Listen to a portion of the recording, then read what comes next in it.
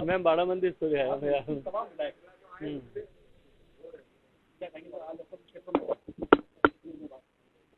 चलिए, देर आए दुरुस्त आए। और अब जब आए हैं तो कम से कम लोगों के कष्ट दूर करने के लिए, लोगों के दुख दूर करने के लिए, 1 महीने इस कोरोना के काल में लोगों ने इस विपरीत परिस्थिति में किस तरह से गुजारा है, उसके लिए लोगों के साथ बैठ करके उनकी तकलीफें कम करने के लिए प्रयास करें। जो वादे राज्य की सरकार ने और सरकार के विधायकों ने अपने चुनाव के समय जनता से किए थे, वो कर्ज माफी से लेकर के युवाओं को बेरोजगारी भत्ता देने से लेकर के या बिजली के बिल न बढ़ाने के को लेकर के, इसके अतिरिक्त भी जितने वादे किए हैं, एक बार वो अंतरावलोकन करें, अपनी आत्मा के साथ में स्वयं प्रश्न करें और फिर उनमें से कितने काम बाकी रह गए उन सब कामों के लिए, और इसके अतिरिक्त भी जो डेवलपमेंट एजेंडा पे सरकार कहाँ कहाँ जो है पीछे रह गई है, उन सब पे विचार करते हुए अपने लोगों की सुख सुविधा के लिए काम करें। मुझे लगता है कि यह समय की आवश्यकता और मांग है।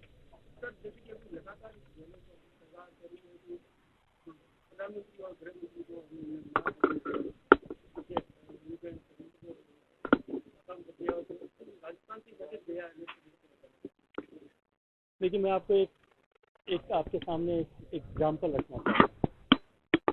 आप ही के मोहल्ले में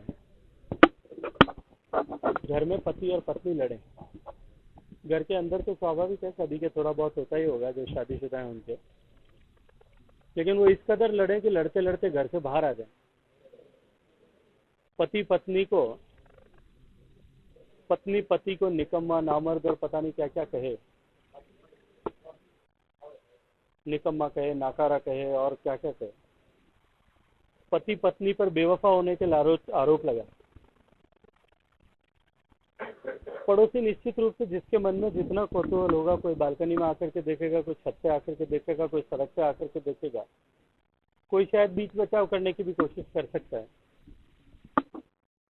फिर कहीं परिवार के उनके सीनियर्स बैठे हैं, समझौता करा दें, दोनों घर के अंदर चले जाएं और फिर ये कहें कि हमने सब पड़ोसियों को मात दे दिया है।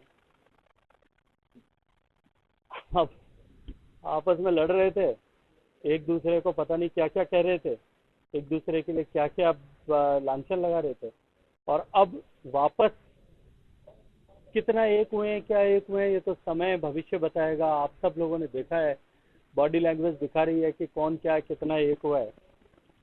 लेकिन उसके बाद में ये कहें कि हमने भारतीय जनता पार्टी को मात दे दी है, अब ये तो जो है जादूगरी इसके उत्तर देते।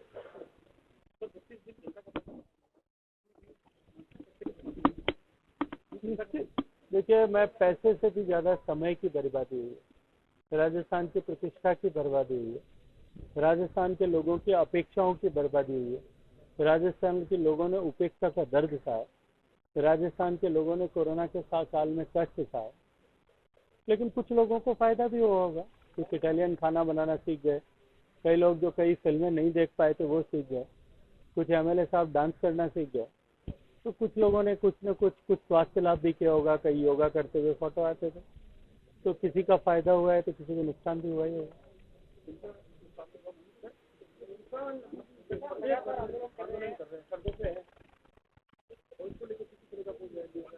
मैंने आपके पहले प्रश्न के उत्तर में भी ये कहा था कि सरकार में आने के लिए जितने वादे किए, तत्कालीन राष्ट्रीय अध्यक्ष से लेकर के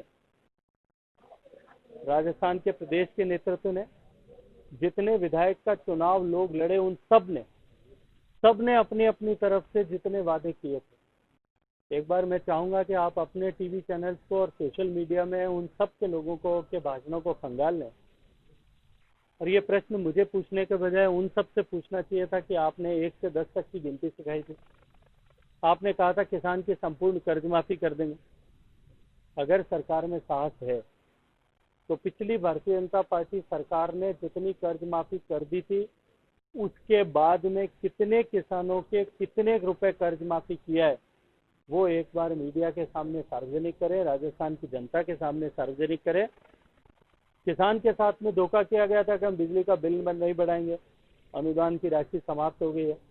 पूरे राजस्थान में किसान आंदोलन पे है, जोधपुर के तो हर एक ब्लॉक पे किसान धरने दे करके बैठा है, मुझे लगता है कि ये सरकार से जनता का मोह भंग हो गया।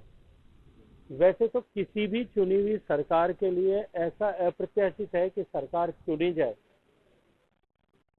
देश में, दुनिया में शादी होती है, शादी के बाद में जो है डाइवर्स होना आजकल कोई बहुत बड़ी बात नहीं रह गई। पति का पत्नी के साथ में मोह भंग हो जाए या पत्नी का पति के साथ में हो जाए, ये बहुत बड़ी बात नहीं है। लेकिन हनीमून पीरियड में जो है डाइवर्स हो जाए तो शायद जो है थोड़ा लोगों के मन में प्रश्न उठते हैं। सरकार के 3 महीने के पीरियड सरकार से मोह भंग हो गया। राजस्थान की जनता ने संपूर्ण रूप से नकार दिया। 25 की 25 सीटें सरकार खो चुकी है। सदन के पटल पर विश्वास मत शायद प्राप्त कर लिया है। निश्चित रूप से कैसे प्राप्त किया है मैं मानता हूं कि बेशक उन्होंने प्राप्त कर लिया, लेकिन साथ में ये भी जानता हूं कि राजस्थान की जनता का विश्वास ये सरकार खो चुकी है। राजस्थान की जनता दिन गिन गिन करके कब तक ये सरकार रहेगी इसका इंतजार कर रही है।